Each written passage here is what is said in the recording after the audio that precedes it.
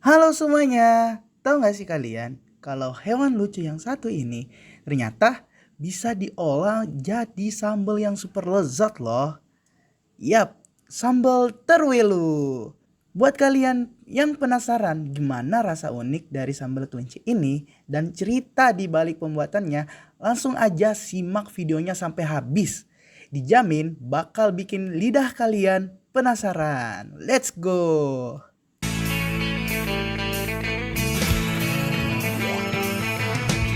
No one told you life was gonna be this way. Your job's a joke, you broke, your love life's the old way. It's like you're always stuck in second gear. When it hasn't been your day, your week, your month, or even your year. But I'll be there for you when the rain starts to pour. I'll be there for you like I've been there before. I'll be there for you 'cause I'm there for you too.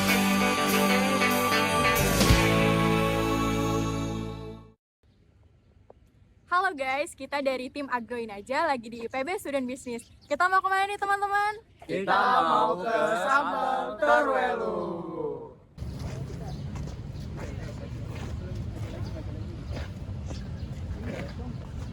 Min welunya kemana nih? Kita cari ke Vapet yuk. Gas! Itu min welu tuh. Mana? Samperin yuk. Yuk.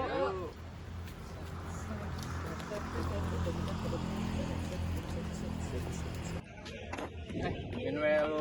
Nah, kita di sini udah sama salah satu mahasiswa Fakultas Peternakan. Bisa diperkenalkan dirinya dulu sih. Oke, halo teman-teman, gue Minwelu, gue Oktavian Fauzi, biasa dipanggil Minweluvian. Gue merupakan CEO dari PT Jebon Group Nusantara yang membawahi dari brand Sambal Terwelu.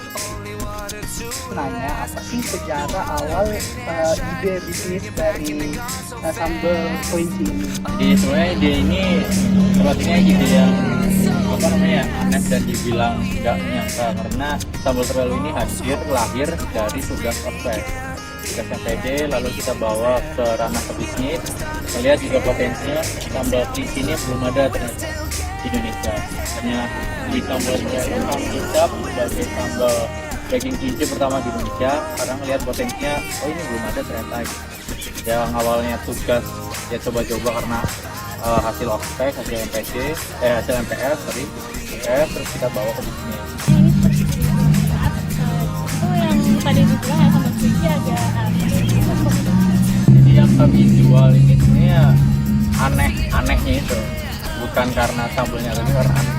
Nah, karena aneh kita larikan bahwasanya gimana caranya ngebungkus aneh itu dengan hal yang enak melalui sambal yang kita buat dengan gimana caranya bisa enak gitu. Nah, dari situ cara peminatnya yang dulu mungkin dikatakan 1%, alhamdulillah sekarang di dalam tahun mungkin sekitar 35% dari market share. Jadi mulai dari situ, oh ternyata review-nya enak juga nih. Itu yang penasaran nih. Kira-kira proses pembuatan sambal kelinci ini gimana ya? Proses pembuatan sambal kelinci ya, kalau misal sambal kan biasa ya, gimana ya prosesnya gitu-gitu aja lah gitu. Cuma kita fokusnya di kelinci, karena skeptis di daging kelinci itu untuk teksturnya itu sedikit lebih keras daripada ayam, tapi nilai proteinnya, nilai kandungan nutrisinya bisa diadu lah. Perbandingan nutrisinya mungkin sekitar 2,5:1, dimana 2,5 daging kelinci yang kemudian itu daging lagi. Tapi secara proses pemasarannya itu kelinci ini kalau misal direbus itu ngeluarin aroma susu, tapi kalau misal dimakan itu alot. Nah, secara proses pembuatan kita ikut dengan teknik yang benar-benar sampai empuk dan juga nggak keluarin over dari rasa susu itu, karena kalau misal dicampur sama sambal itu aromanya jadi aneh. Jadi makanya proses pengolahannya kita fokusnya di daging kelinci. Karena tantangan diri sendiri itu dalam berbisnis maupun membiayakan kelinci. Oke. Kalau tantangan jelas karena kelinci itu barang yang jarang banget ya di Indonesia gitu. Lalu kita bawa dengan branding Sambal Terwelu, dan itu salah satu tantangan terbesar kami. Gimana caranya ngejual barang yang aneh jadi yang gak aneh gitu kan. Itu tantangan sendiri. Terus untuk produksinya banyak karena di Indonesia itu fokusnya di unggas, sapi maupun hewan-hewan ternak yang udah biasa, dan kelinci itu belum biasa yang secara skala besar. Misalnya kita membawa produk yang tadinya nilainya 1, ya saya jadi 10 gitu. Jadi 2 tantangan itu mungkin, tapi so far masih ada solusi dan juga ada ada cara lain lah, jalan lain buat kita keluar dari arah. Boleh diberi contoh sendiri untuk mengenai solusinya? Oh iya Pak. Oke, untuk solusinya tetap satu, yang pertama edukasi. Gimana caranya kelinci itu jenisnya tuh banyak, ada kelinci hias, ada kelinci daging, dan kita fokusnya kelinci daging. Dan yang dimakan itu kelinci daging.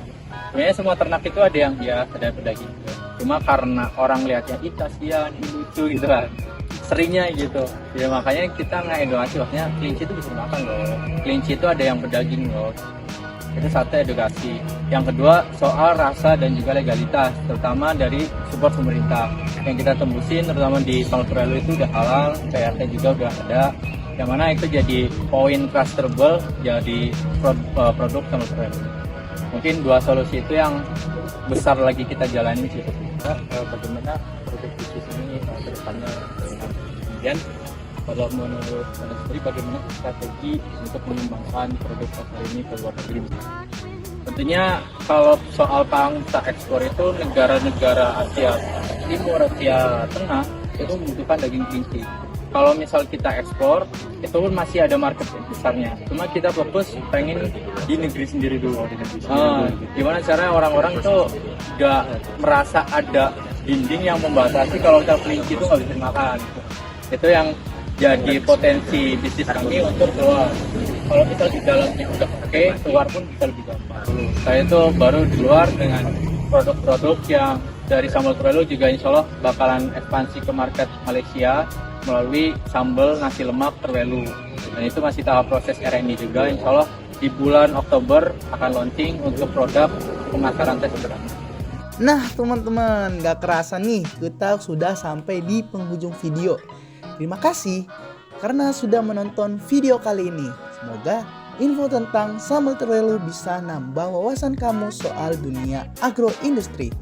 Nah, buat kamu yang penasaran soal rasanya, jangan ragu buat cobain sambal Trelo, produk lokal yang pastinya bikin makan makin nikmat.